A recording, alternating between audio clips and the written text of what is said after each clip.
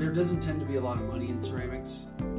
Potters are not rich people, not typically. And there's a lot of make-do culture that you literally make your own tools, where you repurpose a kitchen tool and use it in the clay studio, or you find a piece of wood and shaped in a certain way that's useful as a paddle or a shaping grip for throwing pots. It's not necessarily at all unique to me, but that culture is just part of the ceramic culture, that we are just inherently always looking for new things to use in our practice.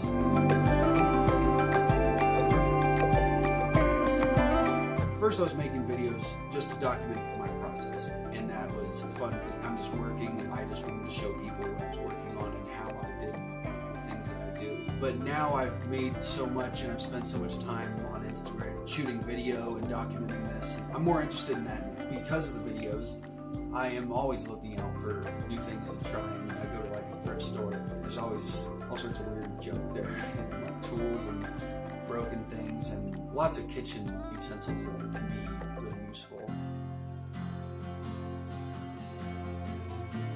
The first one is a pricking wheel. This is a leather working tool. For me, I use it on my pots, so I get that line there. But you can also use it on greenware.